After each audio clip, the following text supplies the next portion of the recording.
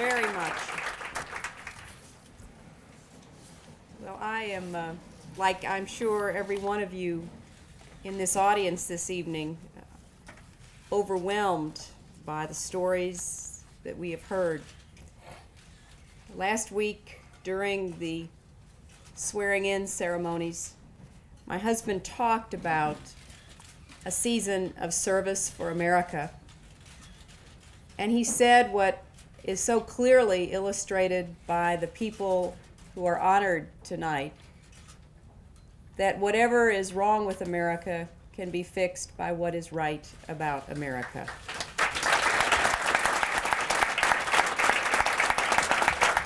And we have so much about what is right with us tonight. I want to thank Mayor Dinkins for being here and for his consistent support of the issues that have been highlighted. I want to thank Mr. McGillicuddy for putting into action the kind of corporate commitment that is essential for furthering the causes of young people and children. I want to thank Paul Allaire for his personal and corporate commitment to these issues over many years, and want to congratulate him for it is his 26th wedding anniversary, and that in itself is an accomplishment worthy of note. I want to thank my friend Phyllis Less for her untiring commitment to these issues. And I want to add my voice to the voices of the nominators who brought all of these people to the attention of this committee that chose them, because they too are what we honored last week during the inaugural week, faces of hope. You may have read about the luncheon that the president hosted, at which he and the vice president and Tipper Gore and I invited people whom we had met along the campaign trail because of the work that we had seen them doing or the courage they had displayed against adversity, because we believed so strongly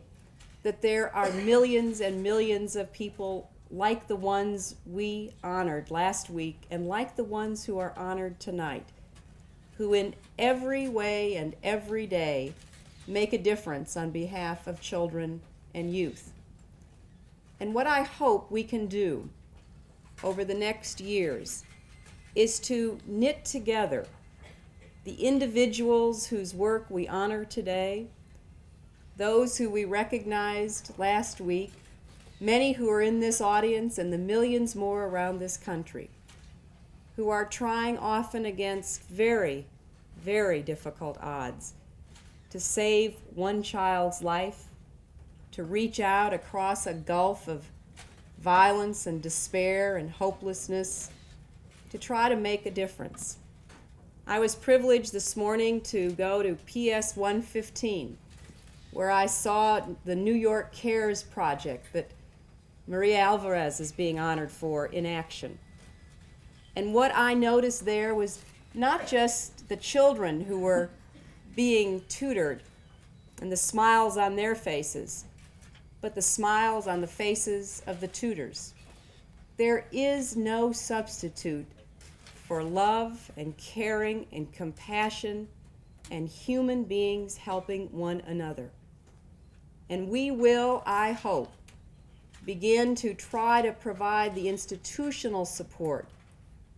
that people like those being honored today deserve in their fights against pediatric AIDS or gangs or adolescent depressions, or in their efforts to bring people together to work in their communities to try to make life more hopeful and more possible for the children and young people who live there. But no matter how much work we do, from the White House to the courthouse,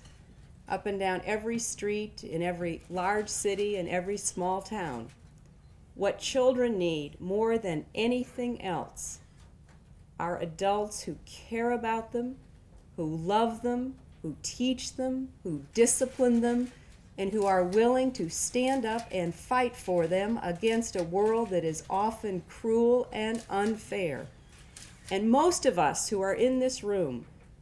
were blessed with some adult a father and a mother, or a father or a mother,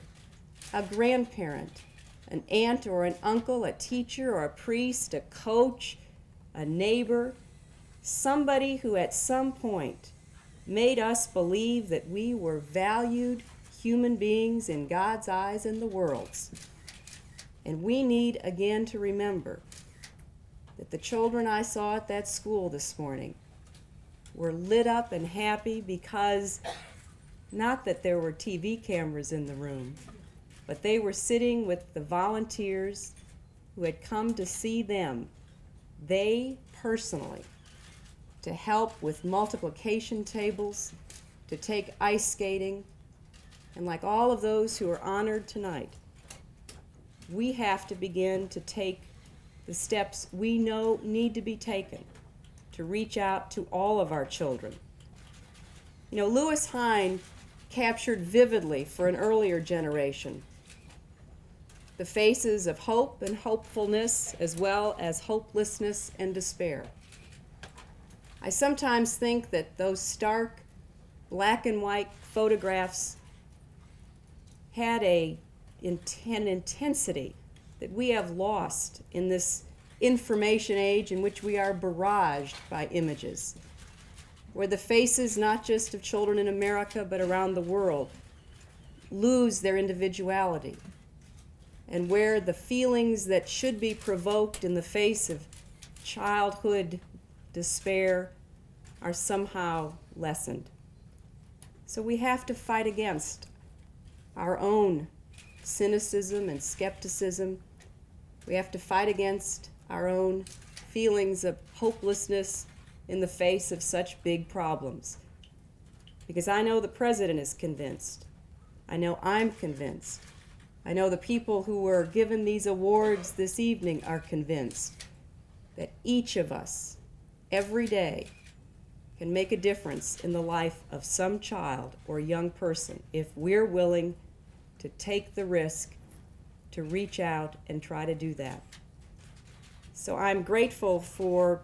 being honored, but I'm even more grateful for being reminded once again that the work of the National Child Labor Committee goes on, that the lives of children will be touched and changed because of it, and because there are millions of people represented by our award winners who understand what is at stake in this country if we are to really live up to the promise we hold out for ourselves and our own children by making sure every child has the chance and no child is left behind in this country of ours. Thank you all very much.